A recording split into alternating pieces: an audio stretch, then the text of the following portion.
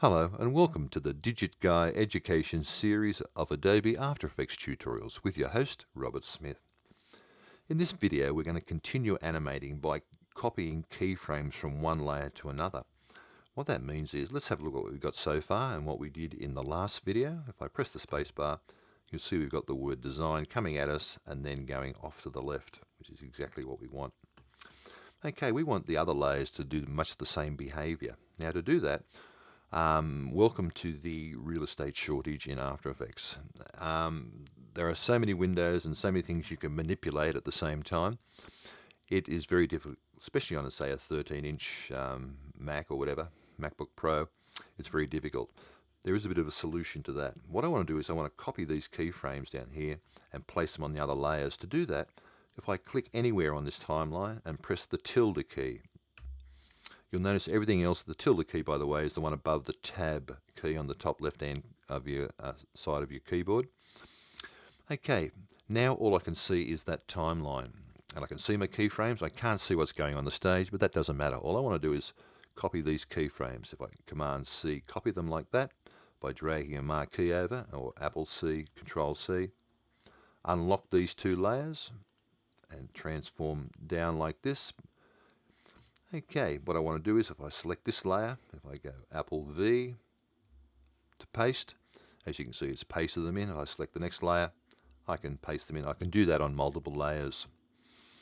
Okay, let's have a look at what we've got. If I press the tilde key again, press the space bar, look at that, they're all doing exactly the same thing. Let's close up their twirly so we can see each lane like that. Now notice the keyframes have gone away. They're still there, you just can't see them. That's what we want. I'll just grab that and move it up a little bit by holding the space bar and clicking. Let's watch that again. Fantastic. That's exactly what we want. The create and share didn't go away because we didn't copy those keyframes. So let's fix that. Go back to the start, click here, press the tilde key.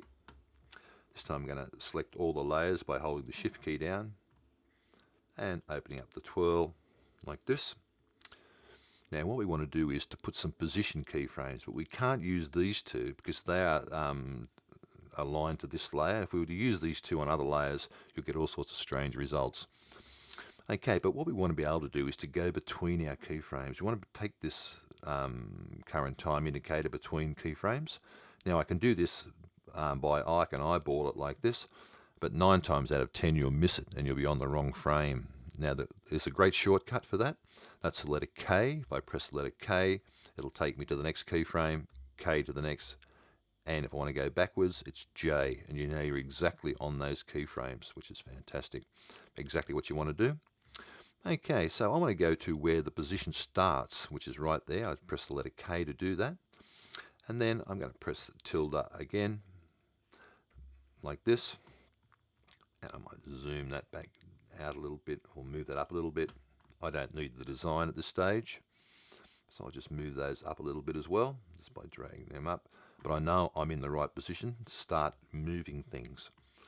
Okay, now what I want to do is I want to put a position keyframe on the second layer, like this, and on the third layer I'm going to put a position keyframe. In other words, I'm going to take a snapshot in time of where it is in terms of position. Really, it hasn't gone anywhere. It's just got bigger and faded in. Now we want to move it. So I'm going to move a little bit to the right like this. Just a fraction. About the same distance between here and here. Don't forget we can always move these keyframes later. I'm going to grab this layer here and I'm going to drag it to the right like that. Click on it, hold the shift key down and drag. And the same with this layer here. You'll probably see that they're in the wrong order, but we can fix that in a minute. Click on this layer here, hold the shift key down and drag to the left. Okay, so now we've got this. That's what we want. Let's close up our little twirlers like this to get a bit more real estate back. And as you can see, you spend your life up opening and closing twirlers in After Effects. Okay, that's exactly what we want. Fantastic.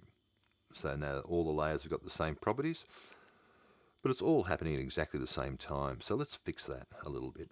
Okay, see I've got design, share, create. They're in the wrong order. So I'm just going to move along a bit so I can see them. I'll grab the share and drag it down like that. So now we've got design, create, share, which is the right order. Okay, now what I want to do is I want to zoom in on my timeline by grabbing that little blue thing and going into, say, 1 second like that, so we can see 1 second intervals. And I'm going to grab this and drag that to about there.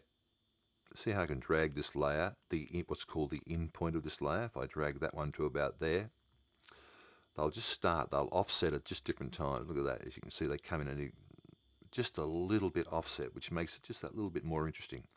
And all I did was simply grab this lane and drag it to the right. You can drag them left and right. You can do all sorts of things, but we'll sort that out later. Okay, so now it's looking pretty good. The first composition is just about finished. I need a background. It's always good form to put backgrounds in your compositions, and more of that later too, why that's the case. Now to do that, I simply click down here in my timeline and Apple Y, like this, and up comes something called a solid setting. Now a solid is simply a rectangle like you'd make in Illustrator or Photoshop. It's like a vector graphic if you like. It's just basically a color and a layer to apply things to. Okay, so let's make sure it's 640 by 640 pixels, the size of our composition. And it's this hot pink. I don't know why it shows that color. I can choose any color I like this, as you would in any other application. And I'll click OK. Ooh, that is a bit bright. Okay, I'm going to grab it, this layer down here. You'll notice everything's gone away now because that layer's on top and hiding everything. So I'm going to grab this layer here and just drag it underneath. And now, fantastic. That's exactly what we want. Okay, let's zoom back out on our timeline. Now you're probably wondering, what are we going to do with all this timeline at the end? Once it's gone away, it's gone away. We don't need it anymore, and you're dead right. But we'll talk about trimming the timeline later when it comes to putting it all together. We don't know how much we need. What I could do, now if I click down here under toggle switches and modes, you'll see it down the bottom down here. If I click on that, you see I get a different set of options here. What I want to do, I'm going to turn something a little bit advanced. I'm going to click on that top layer, hold the shift key down and go to the share layer and select those 3 layers. I'm going to apply something called motion blur, just to give it a little bit more realism. And how we do that, and will be a whole video on this, but we simply go to this little icon here, make sure they're selected, click on here like that. Now that doesn't do anything. All that does is enable the motion blur, and we can now apply it to individual layers. To do that, I'm going to click here, and you'll see it under this little lane here. Now let's watch the magic. Now that's really, really subtle, but what happens is when it's moving, it blurs, and when it's still, it's really sharp. And that gives it a much more natural look. Very nice indeed. That's a little bit slow, that exit, but we'll sort that out later. Okay, so all I did was turn this on first and then click on each of these little boxes like that. And now it's applied to those 3 layers. Okay, there's our first composition complete. Let's work on some slides in the next comp. Okay, thanks for watching.